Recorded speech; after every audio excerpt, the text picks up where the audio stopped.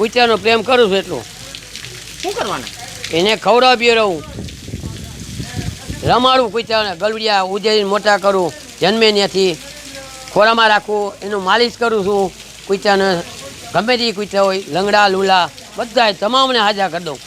દર વર્ષે ઓગસ્ટ મહિનાના પહેલા રવિવારે આંતરરાષ્ટ્રીય ફ્રેન્ડશિપ દિવસની ઉજવણી કરવામાં આવે છે.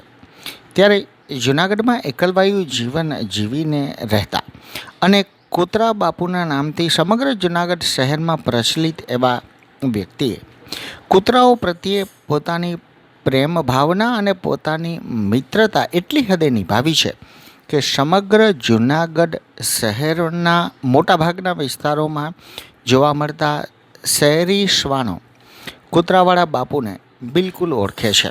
આ વ્યક્તિ કૂતરાઓ માટે દૂધ, ભોજન, ખોરાક અને બીમાર પડવાની સ્થિતિમાં તેની દવા કરવા સુધીનું કામ પણ સતત કરતા જોવા મળે છે. જૂનાગઢમાં 40-45 વર્ષથી સેવા કરું છું.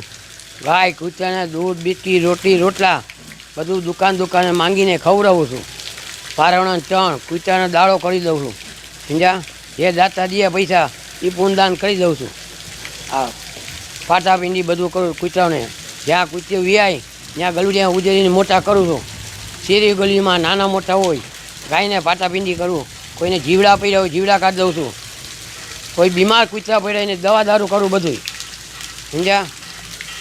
આ સેવાનું મેં સંભાળ્યું છે, વર્ષોથી ચાલુ કરું. 45 વર્ષ થયા.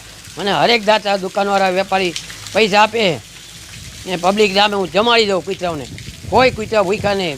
ગલીમાં કૂતરા ભેગા થાય, હાલ બટા, હાલ રાજા, એટલે કૂતરા તરત બટા આવે મારા દીકરાઓ. જૂનાગઢ શહેરના માર્ગો પર રખડતા શ્વાનોના જન્મથી લઈને કોઈ પણ કિસ્સામાં શ્વાનનું મૃત્યુ થાય તો તેની અંતિમ વિધિ પણ આ કૂતરા બાપુ તરીકે ઓળખાતા એક અનોખા વ્યક્તિ કરી રહ્યા છે. જન્મથી લઈને મૃત્યુ સુધીના કિસ્સામાં અને કોઈ પણ શ્વાન બીમાર થાય તો તેને દવા આપવા સુધીનું કામ આ વ્યક્તિ નિસ્વાર્થ ભાવે અદા કરીને શ્વાન પ્રત્યેની તેમની એક અનોખી મિત્રતાનું ઉત્તમ દ્રષ્ટાંત પૂરું પાડે છે. મારે સંબંધ રાખ્યો છે, કૂતરા રાખ્યો છે, માણાને કાંઈ નહીં. સમજ્યા? માણા આપણું ખાઈને આપણું વારશે. આના કરતાં મૂંગું જાનવર સારું. એ તમે પૂનદાન કરો એ ભગવાન તમને ડબલ આપે. સમજ્યા? દુઆ આશીર્વાદ એના છે, માણાની દુઆ નથી. માણા આપણું ખાઈને આપણું જ વાટવાનો છે. જીવ મળે એટલે મિત્રતા થઈ જાય.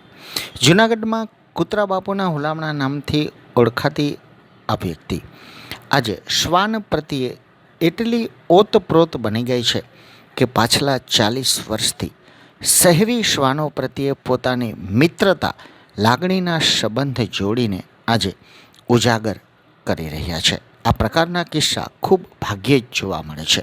કૂતરા બાપુને જોઈને શહેરી શ્વાનો પણ જાણે કે તેના પરિવારના સભ્યો હોય અને ખૂબ વર્ષોથી પરિચિત હોય તે પ્રકારે બહાર નીકળીને કૂતરા બાપુને પણ પ્રેમ કરતા જોવા મળે